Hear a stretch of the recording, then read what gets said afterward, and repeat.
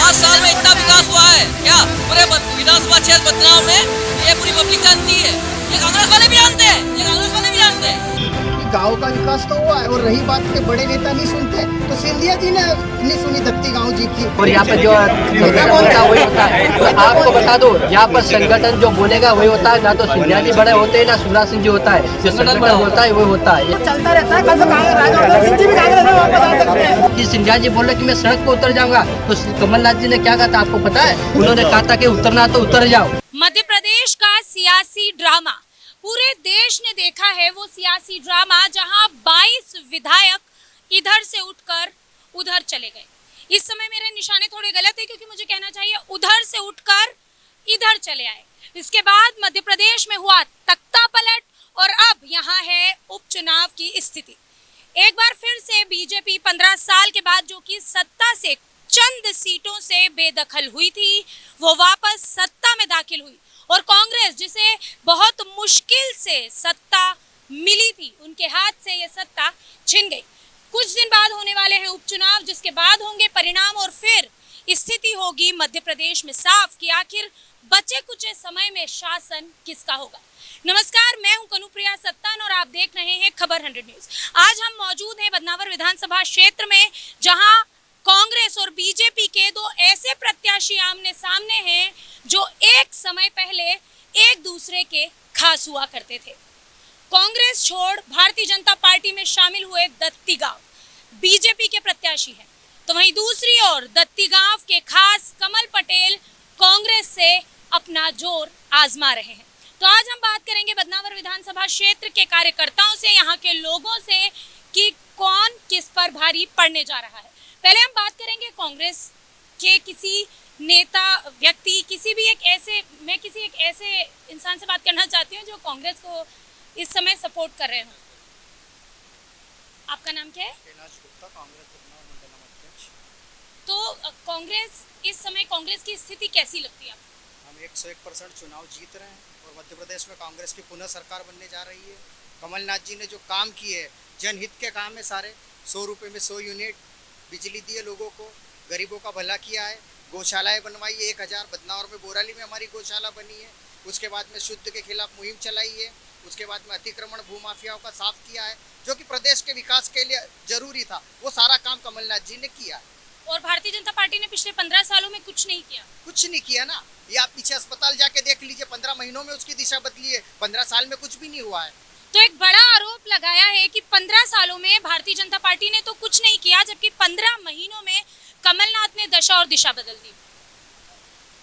15 महीने की जो कमलनाथ जी की सरकार थी, उन्होंने किसानों के साथ में धोखा किया है, उन्होंने महिलाओं के साथ में धोखा किया है। महिलाओं को समूह के माफ करने की बात कही थी और महिलाओं का समूह माफ नहीं किया है। और हमारे मित्र बता रहे थे कि भाजपा के राज में कुछ नहीं हुआ। उनको बता दूं कि आपके मुख्यमंत्री थे दिग्विजय सिंह जी, बंटा ढारते वो, सड़कों की हालत खराब थी, बिजली नहीं आती थी। और शिवराज, लेकिन अभी तो ये जो चुनाव है, ये कमलनाथ वर्सेस शिवराज है, ये दिग्विजय वर्सेस शिवराज नहीं है। ठीक है, तो कमलनाथ जी ने क्या किया आपको बताना चाहता हूँ। कमलनाथ जी ने जो जनहितैषी योजनाएं थी सबको बंद कर दिया। शिवराज सिंह जी ने संबल योजना चालू की थी, उसको इन्होंने बंद कर दिया। शिवराज सिंह जी ने अलग अलग तरह की कई योजनाएं चालू की थी, कमलनाथ जी ने बंद कर दिया। और कमलनाथ जी पूरे मध्य प्रदेश का पैसा छिंदवाड़ा ले गए और मध्य प्रदेश की किसी विधानसभा में नहीं ले गए थे।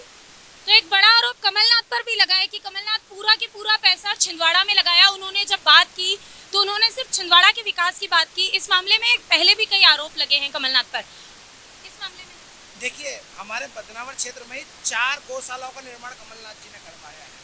उसके अलावा 30 बेड का अस्पताल में स्वीकृत करवाया। उसके बाद में यहाँ पर पेयजल टंकी बनी है। बोराली में लागू है अभी गौशाला, आप जाकर देख सकते हैं।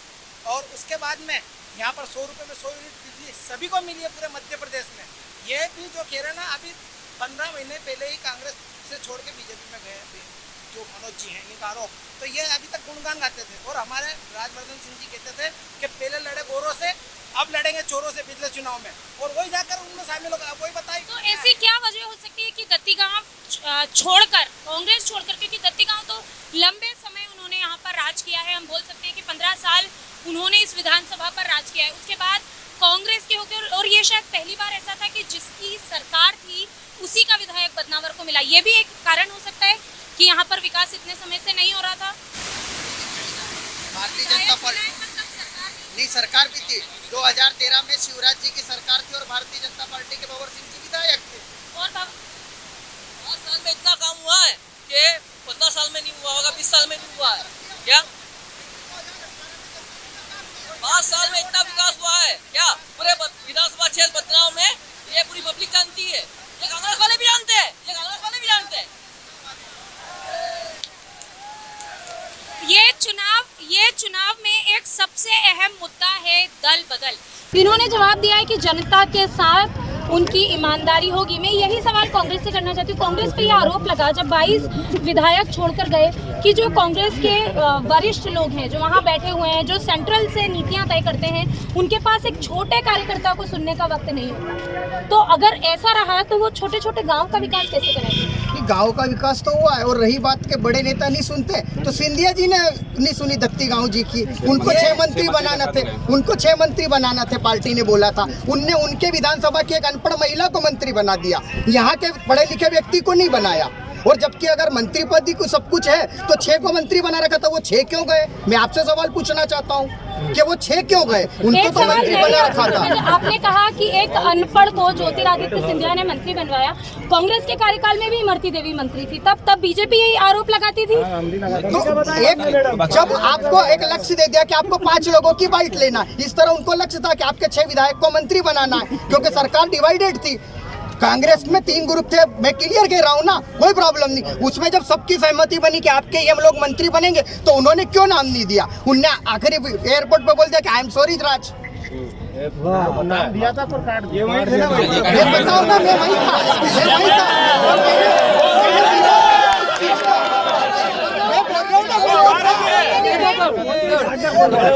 बेटा हमारे मित्र कैलाश गुप्ता पूरी तरह से झूठ बोल रहे हैं। जिस दिन सिंधिया जी आए थे भोपाल में मंत्रिमंडल का गठन हुआ था, कैलाश गुप्ता जी झूठ बोल रहे हैं। हमारी गाड़ी में हम साथ में थे और भोपाल में उस समय एयरपोर्ट में थे नहीं।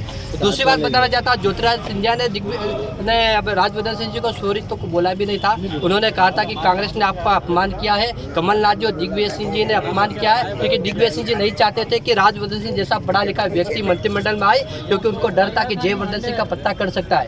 आपको बता दो कि 3 बार का विधायक है राजवर्धन सिंह जी, वो पढ़ा लिखा व्यक्ति है और उनका अपमान किया। और 2 बार के विधायक। एक सवाल मैं आपसे भी पूछना चाहती हूँ। जो स्थिति पहले कांग्रेस की थी कि कांग्रेस पहले 3 अलग-अलग भागों में डिवाइड थी, एक कमलनाथ की कांग्रेस, एक दिग्विजय की और तीसरी सिंधिया की। अब यही स्थिति भारतीय जनता पार्टी में साफ नजर आ रही है। एक बीजेपी शिवराज सिंह चौहान की और एक बीजेपी ज्योतिरादित्य सिंधिया की। तो शिवराज सिंह चौहान और ज्योतिरादित्य सिंधिया आपस में तालमेल कैसे बिठाएंगे? ये स्थिति कल आप लोगों के साथ भी होगी। बता दो आपको, भारतीय जनता पार्टी संगठन चलता है, अनुशासन चलता है। तो कांग्रेस लिमिटेड कंपनी थी, जब हम कांग्रेस में थे ना, हम देखते थे नेताओं की कंपनी थी। वो नेता बोलता था वो होता था, और यहाँ पे जो नेता बोलता वही होता है। तो आपको बता दो, यहाँ पर संगठन जो बोलेगा वही होता है। ना तो सिंधिया जी बड़े होते हैं, ना शिवराज सिंह जी होता है। जो संगठन बड़ा होता है वही होता है। इसलिए यहाँ पे कोई दिक्कत नहीं है। एक और बड़ा आरोप कांग्रेसी इस समय लगा रहे हैं भारतीय जनता पार्टी पर कि जो दत्ती गांव के जो समर्थक हैं वो कांग्रेसी समर्थकों को डरा रहे हैं, धमका रहे हैं। इसमें कितनी सच्चाई है? बता दो किसको धमका है?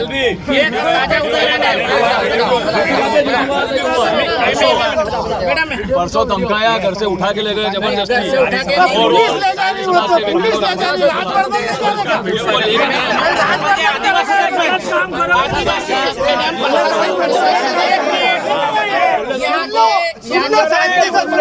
शांति से सुनो, सच्चाई छुप नहीं सकती। बिल्कुल। हमारे आदिवासी सरपंच जो कि लगातार 25 साल से सरपंच, वर्तमान में उनकी बहू जनपद सदस्य, आवाज पैसा ले वाला, इनको इसलिए आपने दिए, उनके लिए हमने दिए। क्या करा? हम आपको पैसे दे रहे हैं, मैं पार्टी नहीं छोड़ूंगा, तन मन धन से कांग्रेस के साथ। तो उनके ऊपर रात को दबाव डाले, 15-20 लोग गए उनके घर उठाने के लिए, तो उन्होंने मना बोल दिया। सुबह जनपद की सीओ जो है, उनके हस्बैंड खान साहब वो गए, गाड़ी में उनको बिठाया और गाड़ी लाग करके सीधे ले गए राजवर्धन सिंह जी के बंगले पर, और वहाँ दुपट्टा डाल के फोटो डाल दिया कि हमारे साथ कांग्रेस की चाल है, बीजेपी को बदनाम करने की।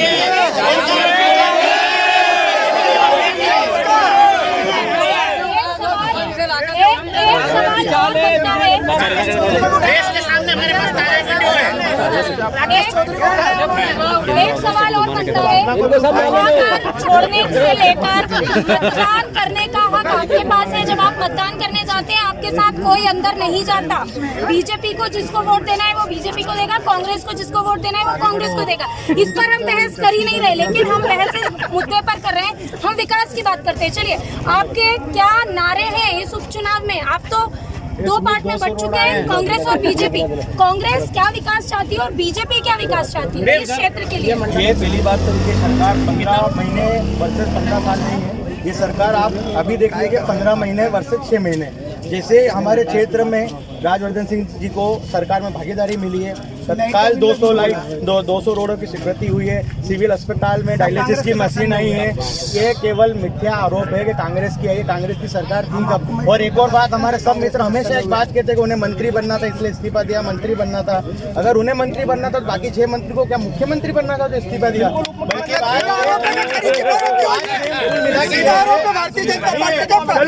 दोस्ती बोल रहे हैं, मैं नहीं बोल रहा हूँ। हमारे मित्र बोल रहे कि मंत्री बने राजवर्धन सिंह जी और 207 रोड स्वीकृत हुए। लेकिन मैं ये दावे के साथ कहना चाहता हूँ कि रोड बनाने के लिए DPR बनानी पड़ती है, TS होता है, टेंडर होता है, उसके बाद ही मंजूरी होती है। और ये सब कांग्रेस के शासन में 130 रोड जो अभी मनोज जी सोलंकी पूर्व 2018 थे राजवर्धन सिंह की दत्ती गांव के, उन्होंने प्रेस नोट जारी किया है। आप चाहे तो भास्कर और नई दुनिया के कॉपी निकाल के देख सकते हैं। उनके राइट से 110 करोड़ों का भूमि पूजन लोकार्पण किया। भूमि पूजन और लोकार्पण की बात तक हमने मानी। चलिए, कांग्रेस ने अपने 15 महीने के काम किया है, उनके विकास के मुद्दे पर आप बात कर रहे हैं। तो जब हम विकास की बात कर रहे हैं, हम एक चीज और पूछेंगे कि दत्ती गांव के विरोध में इस समय जो नाम है कमल पटेल जी की ईमानदारी दत्ती गांव के साथ रही है इतने सालों तक। अगर वो मान लीजिए कि उन्होंने विधानसभा चुनाव जीते तो क्या उनकी ईमानदारी बदल जाएगी दत्ती गांव के? ईमानदारी रही है, वो पार्टी के प्रति ईमानदार रहे। मैं खुद भी उनके साथ में था, पार्टी में थे वो, जब हम सब लोग थे। हम कांग्रेस के साथ में, हम कांग्रेस के साथ में रहेंगे। कल को कमल पटेल छोड़कर चले गए तो कांग्रेस नहीं जाएंगे ना। कमल पटेल चुनाव नहीं लड़ रहा, कांग्रेस का हर कार्यकर्ता चुनाव लड़ रहा है। बगनावर विधानसभा तो चलता रहता है। कल से राजवर्धन सिंह जी भी कांग्रेस में वापस आ सकते हैं। ये तो ये मनोरंजन बातें हैं, अपनी काल्पनिक है। लेकिन हम कह रहे हैं कि जब उनको चुनाव मिला है, टिकट मिला है, जब उन्होंने 75 साल में कांग्रेस ने छोड़ी, तो आप क्या छोड़ देंगे? ये सिर्फ आरोप में वो अवसरवादिता के लिए गए हैं। जो हमारे राजवर्धन सिंह जी गए तो अवसरवादिता के लिए गए हैं, मंत्री पद। इनका आरोप है कि जो राजवर्धन दत्ती गांव गए हैं वो सिर्फ और सिर्फ अवसरवादिता के चलते गए हैं। ये झूठा आरोप है। अवसरवादिता कारण नहीं है, अवसरवादिता कारण भारतीय जनता पार्टी में चाहिए 22 विधायक जो छोड़ गए हैं वो इनकी नकारात्मक। किसानों का कर्जा माफ नहीं करा, बेरोजगारों को बेरोजगारी भत्ता नहीं दिया और समूह का जो तो वो माफ नहीं करा। इसके कारण सिंधिया जी ने इनको कहते कमलनाथ कहे चलते रहो। 15 साल में किसका माफ करा बीजेपी ने? चलते रहो। राजवर्धन सिंह जी पे जो आरोप लगा रहे हैं, उनका ही कहना है कि शिक्षित उम्मीदवार और शिक्षित ग्रेजुएट व्यक्ति होने के बाद भी मंत्री नहीं बनाया। तो यह कहीं ना कहीं कांग्रेस की नाकामी हुई कि ऐसे व्यक्ति को तवज्जो नहीं दी। और ये सब इस्तीफा की मांग, इस्तीफा देने के लिए इनने प्रेषित करा था उनको, विधायक साहब को, जब कांग्रेस में थे। उसके बाद उस आदमी ने अपनी योग्यता अनुसार योग्यता का परिचय देते हुए भाजपा का दामन, सुशासन का दामन, विकास का दामन वो उन्होंने थामा है समय के रहते। और इन भाइयों से भी मैं निवेदन करता हूँ कि ये भी समय रहते हुए भाजपा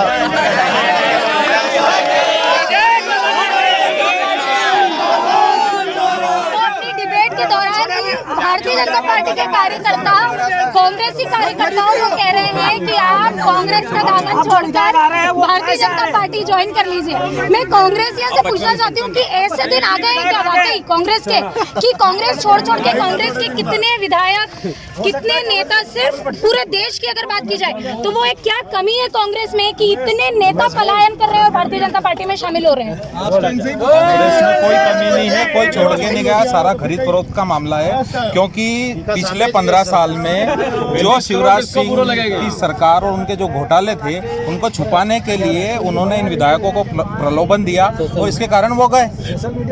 और यहाँ तक कि सिंधिया जी के ऊपर भी लोकसभा चुनाव में भारतीय जनता पार्टी के जो उम्मीदवार थे प्रभात झा, उन्होंने खुद ने उनके ऊपर आरोप लगाया था कि सिंधिया के ऊपर भू माफिया का केस लगा हुआ है, वो सारी उनकी संपत्ति उजागर करेंगे। तो सब ने बताऊं, उन्होंने उनकी राजनीति रोटियां सेकने के लिए सारा काम किया है। कांग्रेस का कार्यकर्ता कल भी वही था, आज भी वही और कल भी वही रहेगा। इनका आरोप है कि जब ज्योतिरादित्य सिंधिया कांग्रेस में हुआ करते थे तो आप लोग उन पर आरोप लगाते थे भू माफिया होने का, और वो जब बीजेपी में शामिल हो गए तो आपको वो अच्छे नजर आ रहे हैं। इस पर क्या कहेंगे आप?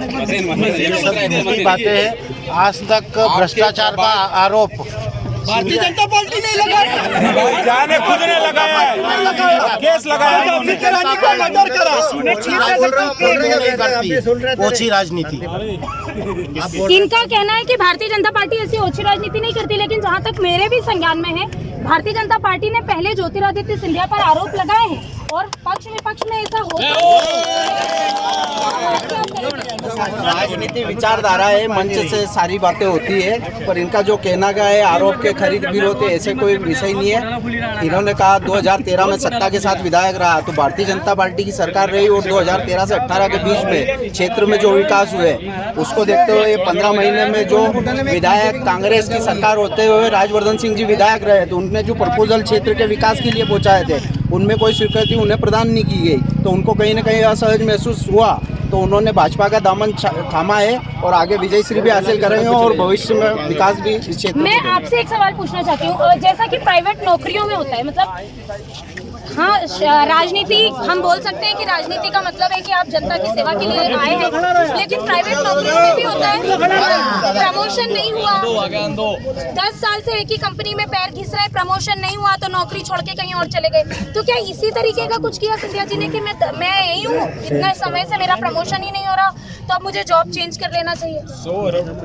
मध्य प्रदेश 2018 का जो विधानसभा का चुनाव हुआ था, तो कांग्रेस ने ज्योतिरादित्य सिंधिया के नाम पर वोट मांगे थे और लोगों ने सिंधिया के चेहरे पर वोट दिए थे, ना कि कमलनाथ जी के। और पर्दे के पीछे कमलनाथ दिग्विजय थे और पर्दे के आगे ज्योतिरादित्य सिंधिया थे, जो सिंधिया जी को वचन पत्र समिति का अध्यक्ष बनाया था। वो गांव-गांव गए थे, उन्होंने किसानों का कर्जा माफ करने की बात कही थी, समूह को माफ करने की बात कही थी, अतिथि शिक्षकों को नियमित करने की बात कही थी। और जब कांग्रेस की सरकार बन गई तो कांग्रेस अपने वादों को भूल गई थी। और जब अतिथि शिक्षकों का कार्यक्रम भोपाल में हुआ था तो सिंधिया जी कार्यक्रम में पहुंचे थे, उन्होंने कहा था कि आपको मांगों मैं पूरी करूंगा, अगर आपकी मांगे पूरी नहीं होगी तो मैं सड़क पर उतर जाऊंगा। तो जब मीडिया के लोगों ने कमलनाथ जी से पूछा था कि सिंधिया जी बोल रहे कि मैं सड़क पर उतर जाऊंगा, तो कमलनाथ जी ने क्या कहा था आपको पता है? उन्होंने कहा था कि उतरना तो उतर जाओ। तो किसी आदमी के सम्मान की बात होती है, उस व्यक्ति के कारण सरकार बनी थी, उसका अपमान किया था और वो सड़क पर उतर गया तो कांग्रेस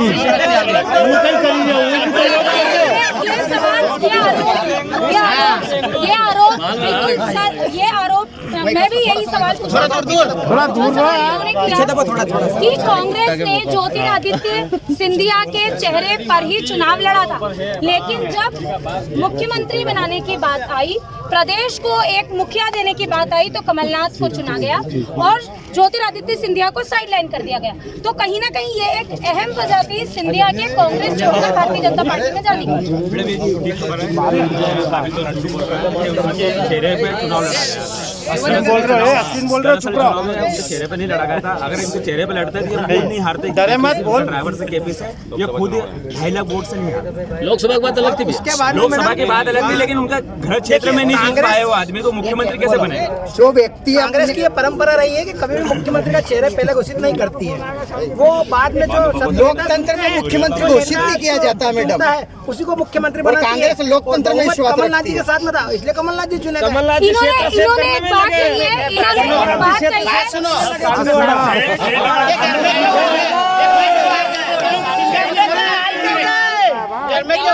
इन्होंने एक बहुत अहम बात कही है कि कांग्रेस प्रजातंत्र में विश्वास करती है, मतलब बीजेपी नहीं करती। कांग्रेस का आरोप है कि भारतीय जनता पार्टी ने लोकतंत्र की हत्या की, 22 विधायक खरीदे, सरकार गिरा दी। प्रूफ है मैडम, मैं आपको बताता हूँ कि कांग्रेस पार्टी प्रजातंत्र की बात नहीं करती, भारतीय जनता पार्टी प्रजातंत्र की बात करती है। और कांग्रेस पार्टी दिग्विजय सिंह और कमलनाथ लिमिटेड है, वो लिमिटेड पार्टी है, इसी कारण व्यक्तिवाद चलता है। और सिंधिया जी ने जनहित बात की है, इस कारण सिंधिया जी ने पार्टी छोड़ी है और बीजेपी का हाथ थामा है। एक सवाल इन्होंने अभी कहा कि मध्य प्रदेश की जो कांग्रेस है वो कमलनाथ और दिग्विजय प्राइवेट लिमिटेड है। इस पर तो मैं भी आपसे सवाल पूछना चाहूंगी। 3 दिन पहले से हम ये खबर चला रहे हैं कि कमलनाथ ने अचानक उपचुनाव के बीच में जब राहुल गांधी ने उनकी निंदा की, राहुल गांधी जो आपकी पार्टी के एक वरिष्ठ नेता हैं, उन्होंने जब कमलनाथ के एक बयान की निंदा की, इमरती देवी को आइटम कहने वाले बयान की, तब राहुल गांधी के इस बयान के बाद सोनिया गांधी का फोटो सोशल मीडिया की हर कांग्रेस, मध्य प्रदेश कांग्रेस की हर सोशल मीडिया से हटा लिया गया। इसकी वजह क्या है? हर सोशल मीडिया पर, हर जगह के सोशल मीडिया पर प्रदेश अध्यक्ष की फोटो नहीं होती है, गांधी परिवारों की फोटो होती है, लेकिन कांग्रेस ने अपने ट्विटर अकाउंट से सोनिया गांधी का उसके अगले ही दिन फोटो हटा लिया। इसकी हम वजह क्या है? क्या वाकई कमलनाथ और दिग्विजय सिंह प्राइवेट लिमिटेड है मध्य प्रदेश कांग्रेस? ये तो सरासर इनका आरोप है मैडम। ये क्या है, इनका क्या भरोसा भारतीय जनता पार्टी का, जो कल कह रहे थे कि सिंधिया झांसी की रानी का हत्यारा है, आज इनको सर बाकों पे मारा और मेरे कातिल दोस्त ने भी कहा कि किसान कर्ज माफी, तो भारतीय जनता पार्टी युवा मोर्चा के ग्रामीण मंडल अध्यक्ष का कर्जा माफ हुआ है।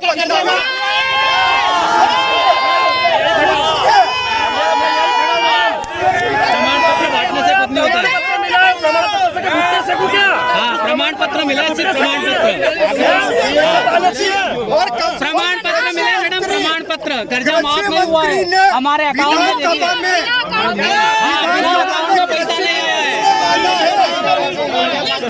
प्रमाण पत्र से कर्जा माफ नहीं होता है। विधानसभा में माना है, लिखित में दिया है।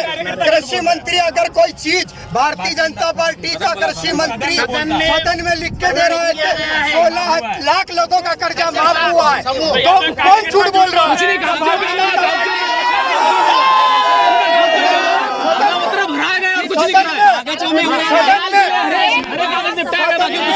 सदन में झूठ भारतीय जनता पार्टी का मंत्री मुख्यमंत्री झूठ बोल रहा है। सवाल और मैं आपसे पूछना चाहूंगी, क्योंकि आप कांग्रेस से हैं, आप कांग्रेस से हैं, एक सवाल पूछना चाहूंगी। अब आप बात कर रहे हैं सदन की बात करते हैं, हम अपने देश की सबसे अहम जगह की बात करते हैं, हम अपने देश के पवित्र उस स्थान की बात करते हैं जो नेताओं के लिए मंदिर होना चाहिए। मैं संसद की बात कर रही हूँ। उस संसद में खड़े होके आपके माननीय अध्यक्ष हुआ करते थे राहुल गांधी, उन्होंने आरोप लगाया था कि पुलवामा का हमला नरेंद्र मोदी और भारतीय जनता पार्टी की साजिश थी। लगाया था या नहीं लगाया था? मेरा सवाल अभी पूरा नहीं हुआ है, मुझे कंप्लीट कर लेने दीजिए। उसके बाद अब एक वीडियो वायरल हुआ है जिसमें पाकिस्तानी संसद में पाकिस्तान का सांसद खड़ा होकर बोल रहा है कि पुलवामा का हमला हमारी एक बहुत बड़ी उपलब्धि थी। सारे लोग तालियां पीट रहे हैं और वो वीडियो एडिटेड नहीं है। अब कांग्रेस झूठी है, पुलवामा जो रिपोर्ट थी प्रधानमंत्री ने सार्वजनिक कांग्रेस की फाइल भी चोरी हो जाती है। ये क्या इंगित करता है? क्यों हो गई फाइल चोरी और क्यों हो गई पुलवामा? यदि ये उस पाकिस्तानी मंत्री ने उनके मंत्रिमंडल में कहा है तो भारत को एनी टाइम स्ट्राइक करना चाहिए वापस। जो यूके में करी है वो कराची में करना चाहिए। आज की तारीख में कांग्रेस आपके साथ है। इसके लिए नरेंद्र मोदी देश का प्रधानमंत्री के साथ पाकिस्तान अगर हमला किया है, पाकिस्तान अगर ये कह रहा है कि हमने हमला किया, तो इतने दिनों के बाद क्यों कह रहा है? कहीं ना कहीं ये साजिश है। और मैं कह रहा हूँ, अगर मैडम एक सेकंड मेरी पूरी बात हो जाने दी, अगर पाकिस्तान ने हमला किया है तो भारत को आज पाकिस्तान पे हमला करना चाहिए। ये कांग्रेसी जय जय सियाराम के नारे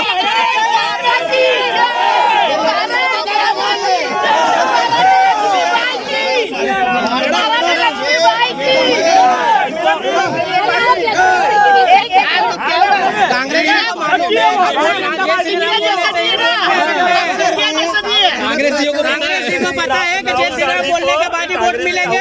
को देश की चिंता करने की जरूरत नहीं है। देश सुरक्षित हाथों में है। दत्तीगांव को भाजपा को जनता का भरपूर आशीर्वाद मिल रहा है। एक मध्य प्रदेश के नक्शे में 3 तारीख बाद बदनावर विकास का नया आयाम रचेगा और बुलेट ट्रेन की तरह विकास जोड़ेगा बदनावर। कौन हारेगा? विकास किसने किया है, किसने नहीं किया है? अगर हम बात करें सरकार की आगामी चुनाव की, उसके लिहाज से हम खड़े हैं बदनावर में, धार जिले का बदनावर क्षेत्र, जहाँ पर कांग्रेस बीजेपी, दोनों के कार्यकर्ता आमने सामने हैं। दोनों बता रहे हैं कि उन्होंने विकास किया है, लेकिन इसका जवाब जनता देगी, जनता चुनेगी, दत्ती का या फिर कमल